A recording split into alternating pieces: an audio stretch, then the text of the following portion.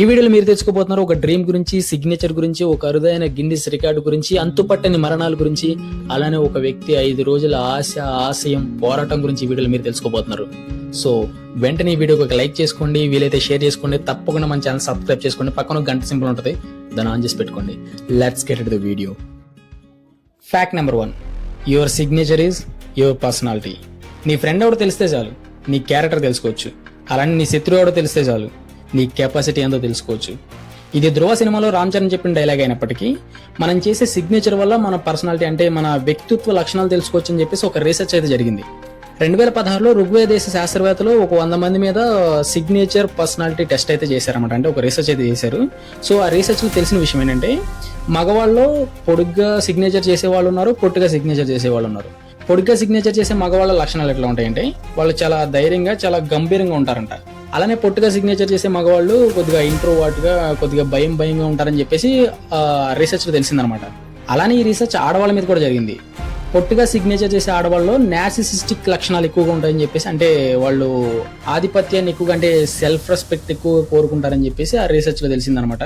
అంటే ఇప్పటిదాకా వేసుకునే బట్టలను బట్టి, మాట్లాడే తీరును బట్టి, నడిచే నడకను బట్టి మనిషి క్యారెక్టర్ని జడ్జ్ చేసేవాళ్ళు. కానీ ఇప్పుడు మనిషి చేసే సంతకాన్ని బట్టి, అంటే సిగ్నేచర్ని బట్టి కూడా మనిషి క్యారెక్టర్ని డిసైడ్ చేయొచ్చు అని చెప్పేసి ఈ రీసెర్చ్ చెప్తుంది అనమాట. ఫ్యాక్ట్ నెంబర్ 2, మీలో ఎంతమంది ఇన్స్పెక్షన్ సినిమా చూశారు? అంటే మన క్రిస్టోఫర్ నోలా తీసిన ఇన్స్పెక్షన్ సినిమా అనమాట. నాకు తెలిసి మీలో చాలా మంది చూసే ఉంటారు. దాంట్లో మెయిన్ క్యారెక్టర్ వాళ్ళ టీము కలిసి వేరే వాళ్ళ డ్రీమ్స్లోకి వెళ్ళి వాళ్ళ ఇంపార్టెంట్ సీక్రెట్స్ తెలుసుకొని కొన్ని యుద్ధాలు అయితే చేస్తుంటారు కదా. సో అలాంటిది రియల్ లైఫ్లో కూడా సాధ్యమవుతుంది అని చెప్పేసి శాస్త్రవేత్తలు నిరూపించారనమాట. అంటే ఇప్పుడు మనం సినిమాల లాగా వాళ్ళ డ్రీమ్స్లోకి వెళ్ళిపోయి వాళ్ళతో ఫైట్ చేయలేం, కానీ కాకపోతే మనం వాళ్ళ డ్రీమ్స్లోకి వెళ్ళి వాళ్ళతో కమ్యూనికేట్ చేయగలం అనమాట. ఒకళ్ళ డ్రీమ్లోంచి ఇంకొకళ్ళ డ్రీమ్లోకి వెళ్ళొచ్చు అని చెప్పి శాస్త్రవేత్తలు చెప్తున్నారనమాట. అంటే ఇది అంత ఈజీగా ప్రాసెస్ అయితే కాదు. అంటే నార్మల్గా పడుకున్న వ్యక్తి దగ్గరికి వెళ్ళి మనం చెవులు ఏదైనా మాట్లాడితే తన డ్రీమ్ అనేది డిస్టర్బ్ అవుతుంది అనమాట. అంటే మనం తనని మేల్కొనేది చేయగలుగుతాం, కానీ తన డ్రీమ్లోకి వెళ్ళి మనం మాట్లాడలేం. కానీ లూసిడా డ్రీమ్స్లో ఇది పాసిబుల్ అవుతుందని చెప్పేసి శాస్త్రవేత్తలు చెప్తున్నారు. లూసిడా డ్రీమ్ అంటే మనం కళలోనే ఉంటాం, కళల కంటూ ఉంటాం, కానీ మనం కళలోనే ఉన్నామని మెలకులో ఉంటూ కళను అనుభూతి చెందుతాం అనమాట. అంటే ఇది కొద్దిగా కాంప్లికేటెడ్ ఉంటుంది, అర్థం కాదనమాట. అంటే మనం మెలకుగానే ఉంటాం కానీ కళలు కంటూ ఉంటాం, ఆ కళను మనం అనుభూతి చెందుతాం కానీ మెలకుగానే ఉంటాం. సో దీని వెనకాల థియరీ ఇది అనమాట. కొంచెం అర్థం కాకపోయినా అర్థం చేసుకోండి. ఈ రీసెర్చ్ అనేది ఎలా జరిగిందంటే 2 వ్యక్తులను లూసిడ్ డ్రీమ్లోకి పంపించి డ్రీమ్లోకి వెళ్ళిన ఫస్ట్ వ్యక్తి బ్రెయిన్ని సిస్టమ్ మార్పులు చేర్పులు అన్నీ చేసి సెట్ చేసిన తర్వాత తన చెవులో ఏర్పాటు చేసిన, అంటే డ్రీమ్లోకి వెళ్ళిన వ్యక్తి చెవులో ఏర్పాటు చేసిన ఇయర్ బడ్స్ ద్వారా జలక్ అనే పదాన్ని తన డ్రీమ్లోకి పంపిస్తారన్నమాట. అంటే తన బ్రెయిన్లోకి, ఇమాజినేషన్ బ్రెయిన్లోకి పంపిస్తారన్నమాట. ఆ పదాన్ని ఆ వ్యక్తి డ్రీమ్లో రిపీట్ చేస్తాడు.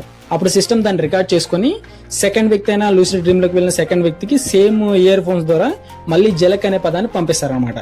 సో అప్పుడు తన మాట్లాడిన మాటలన్నీ, అంటే తను కాన్వర్జేషన్ మొత్తం సెకండ్ వ్యక్తి బ్రెయిన్లోకి వెళ్తుంది అనమాట. అంటే ఇమాజినేషన్, అంటే కళలోకి వెళ్తుంది అనమాట. సో ఇలా ఒక వ్యక్తి నుంచి ఒక వ్యక్తికి మాట్లాడుకునే విధంగా చేయొచ్చు అని చెప్పేసి REM స్పేస్ కంపెనీ అయితే రీసెర్చ్ అయితే చేసింది. అంటే ఇది సబ్జెక్ట్ అర్థం అవ్వాలంటే కొద్దిగా కాంప్లికేటెడ్గా ఉంటుంది. సో ఇది కొద్దిగా ఇంట్రెస్టింగ్ ఉంది కాబట్టి డెఫినెట్గా దీని మీద ఒక ఫుల్ వీడియో అయితే చేస్తా, తొందరలోనే తీసుకొస్తా. ఫ్యాక్ట్ నెంబర్ 3, ఒకసారి ఊహించుకోండి, మన అండర్ వాటర్లోకి వెళ్ళిపోయి అండర్ గ్రౌండ్లో ఇరుక్కుపోయి ఇంచుమించు 10-15 నిమిషాలు బయటికి రాలేకపోతే పరిస్థితి ఏంటి? ఊహించుకుంటేనే పిచ్చిలు ప్యాక్ అయిపోయినాయి కదా. కానీ ఏకంగా 24.5 నిమిషాలు ఉన్నాడంట ఒక వ్యక్తి అండర్ వాటర్లో. 27 మార్చి 2021లో బురిడిమారి సొబాట్ అనే వ్యక్తి ఇంచుమించు 24.5 నిమిషాల పాటు అండర్ గ్రౌండ్లో ఉండి గిన్నిస్ వరల్డ్ రికార్డ్ కొట్టేశాడంట. మరి అది తనకు ఎలా సాధ్యమైందో తెలియదు. నార్మల్గా ఒక మనిషి నీళ్ళలో అడుగు భాగానికి వెళ్ళి, అంటే ఒక నీళ్ళలోకి వెళ్ళి ఊపిరి పీల్చుకోకుండా ఇంచుమించు నిమిషం, 2 నిమిషాలు, 3 నిమిషాలు మాత్రం ఉండగలుగుతాడు. అలాంటిది 24.5 నిమిషాలు అంటే మాటలు కాదు మిత్రమా, సాహసం అనే చెప్పాలి.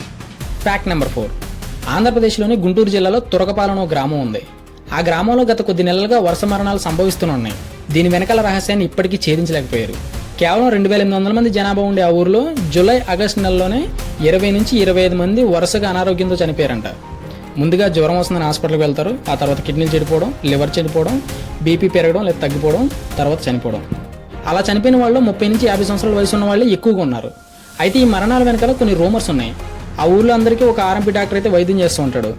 ఆ RMP డాక్టర్ ఇచ్చే యాంటీబయాటిక్స్, సెలైన్స్ వల్ల వాళ్ళు ఎక్కువగా ఎఫెక్ట్ అయిపోయి చనిపోతున్నారని చెప్పేసి ఒక రూమర్ అయితే క్రియేట్ అయింది. అలానే ఆ ఊర్లో బొడ్రాయిలు అయితే నిలబెట్టారు. అలా నిలబెట్టిన రాళ్ళలో ఒక బొడ్రాయి అయితే SC కాలనీ వైపు కొద్దిగా బెండ్ అయి ఉందంట. సో అలా బెండ్ అవ్వడం వల్ల SC కాలనీకి, ఆ కాలనీకి అరిష్టం తగిలి ఎస్సీ కాలనీ వాళ్ళు ఎక్కువగా చనిపోయారంట. అది కూడా ఈ 2 నెలల్లో ఇంచుమించు 15 నుంచి 20 మంది ఎస్సీ కాలనీ వాళ్ళు చనిపోయారంట. సో ఇది కూడా ఒక కారణం అని చెప్పేసి ఒక రూమర్ అయితే స్ప్రెడ్ అవుతుంది. అయితే స్థానిక ఎమ్మెల్యే ఆ ఊరు పరిస్థితిని తెలుసుకుని ఆ ఊర్లో వైద్య శిబిరాలను అయితే ఏర్పాటు చేశాడు. ఊళ్ళో వాళ్ళందరికీ రక్త పరీక్షలు అయితే చేయించాడు. అలానే మట్టి, గాలి, నీరు కలుషితమయ్యాయేమో అని చెప్పేసి శాంపిల్స్ కూడా తీసుకుని చెన్నైకి అయితే పంపించారు. వాళ్ళు వాడే వాటర్లో యురేనియం కంటెంట్ ఉందని చెప్పేసి ఆ రిపోర్ట్స్లో తెలిసింది. అలానే మెలియాయిడోసిస్ అని చెప్పేసి ఒక బ్యాక్టీరియా కూడా వాళ్ళపై ఎఫెక్ట్ చూపిస్తుందని చెప్పేసి రిపోర్ట్ అయితే వచ్చింది. బట్ ఈ విషయాలన్నిటిపైన ఒక క్లారిటీ అయితే లేదు. కానీ ఈ టాపిక్ మీద నేను ఫుల్ వీడియో చేద్దాం అనుకున్నా, దాని గురించి రీసెర్చ్ చేస్తున్నా. తొందరలోనే అన్ని డీటెయిల్స్ తెలుసుకొని ఒక ఫుల్ వీడియో రూపంలో తురకపాలెంలో జరిగే మిస్టరీని అయితే మీ ముందుకు అయితే తీసుకొస్తాను అనమాట. సో మిస్ అవ్వద్దు, సబ్స్క్రైబ్ చేసుకోండి. Coming soon. Fact number 5. మీలో చాలామంది స్విమ్ చేసే వాళ్ళు ఉండొచ్చు, కానీ ఎంత గజయితగాలైనా సరే 1 గంట ఇస్తారు లేదా 2 గంటలు ఇస్తారు. కానీ నార్త్ ఇండియా చెందిన ఒక వ్యక్తి మాత్రం 5 రోజుల పాటు ఈత కొడుతూనే ఉన్నాడు. ఇది ఫేక్ న్యూస్ అయితే కాదు, నార్త్ ఇండియాలో ఒక సెన్సేషన్ న్యూస్ అనమాట. పశ్చిమ బెంగాల్లోని ఫర్ఖానాకు చెందిన 17 మంది జాలర్లు బంగాళాఖాతంలో చేపలు పట్టడానికి వెళ్లారు. బట్ కొద్ది క్షణాల్లోనే బంగాళాఖాతంలో తుఫాన్ ఏర్పడింది. రాకాశాలలో వాళ్ళ బోటు మొత్తం చుట్టేసి వాళ్ళ బోటును ముంచేసాయి. 17 మందిలో 16 మంది చనిపోగా ఒక్కడు మాత్రమే బతికి పట్టగట్టాడు. అతని పేరే రవీంద్రనాథ్. ప్రాణాలతో బ్రతుకున్న రవీంద్రనాథ్ బ్రతుకు మీద ఆశతో నడి సముద్రం నుంచి ఈదుకుంటూ ఒడ్డుకి చేరుకోవాలనుకున్నాడు. ఈదడం మొదలు పెట్టాడు. నిమిషాలు గడిచాయి, గంటలు గడిచాయి, రోజులు గడిచాయి. ఇంచుమించు 5 రోజుల పాటు నిద్ర లేకుండా, తిండి లేకుండా ఈదుతూనే ఉన్నాడు.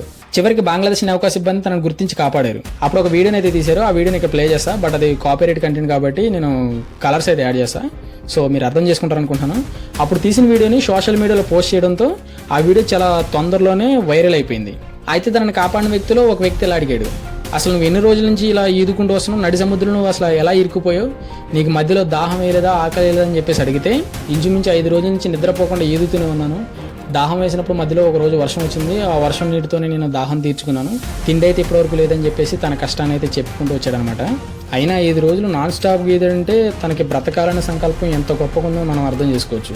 ఈ వీడియో చూసిన నెటిజన్స్ అంతా నువ్వు మగాడు రబ్బుజ్జి అని చెప్పి అప్రిషియేట్ చేశారు. నేను మహా అయితే ఒక 5 నిమిషాలు 10 నిమిషాలు ఇస్తేనేమో ఆ తర్వాత మన ఫోటోకి దండేసుకోవాల్సిందే. సో మీలో ఎంతమంది ఎంత చేయగలుగుతారో కింద కామెంట్ చేయండి, తెలుసుకుందాం. అలానే ఈ వీడియో నచ్చితే లైక్ చేయండి, వీలైతే షేర్ చేయండి, తప్పకుండా మన ఛానల్ సబ్స్క్రైబ్ చేయండి. పక్కన ఒక గంట సింబల్ ఉంటుంది బిగులు, అది ముఖ్యం. బాయ్, మళ్ళీ కలుద్దాం.